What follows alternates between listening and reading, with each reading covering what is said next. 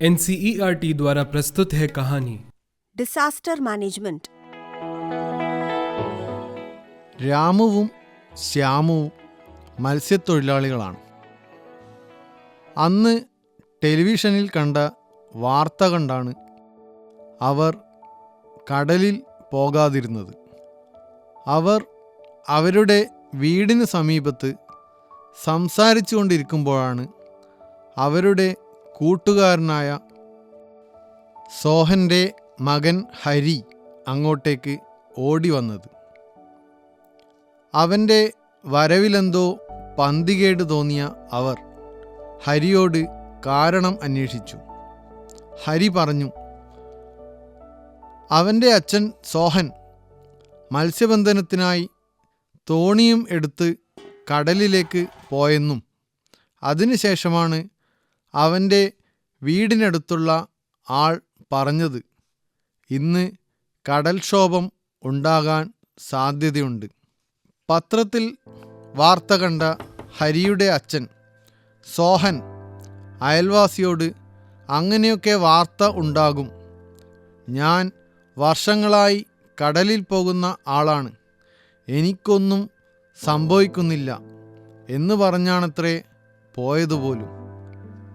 പക്ഷേ കടൽ വല്ലാതെ അശാന്തമാണെന്ന് മനസ്സിലായതിനാലാണത്രേ ഹരി ആകെ പരിഭ്രാന്തനായത്.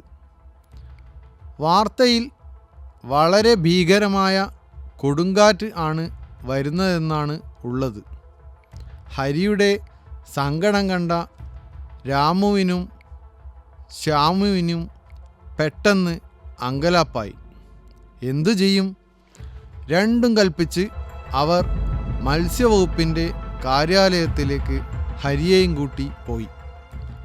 കാര്യമറിഞ്ഞ അധികൃതർ, ഞങ്ങൾ പത്രത്തിലൂടെയും റേഡിയോയിലും ടെലിവിഷനിലും എല്ലാം വാർത്ത കൊടുത്തതല്ലേ കടലിൽ പോകരുതെന്ന്, അല്ലാതെ ഫോണിലൂടെയും മറ്റും പല അറിയിപ്പുകളും നൽകി, പിന്നെ എന്തിനാണ് അയാൾ പോയത്?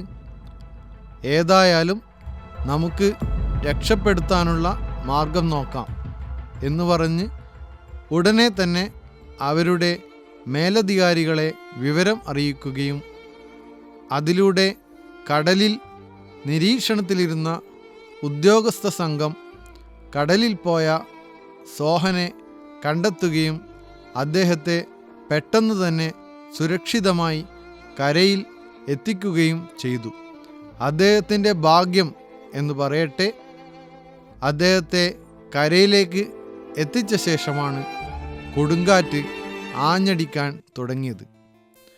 നമ്മുടെ മത്സ്യവകുപ്പും അതുപോലെ തന്നെ പ്രകൃതി ദുരന്ത നിവാരണ വകുപ്പും നമുക്ക് ഇത്തരം മുന്നറിയിപ്പുകൾ തരുന്നത് അപകടങ്ങൾ ഒഴിവാക്കാൻ വേണ്ടിയാണ്.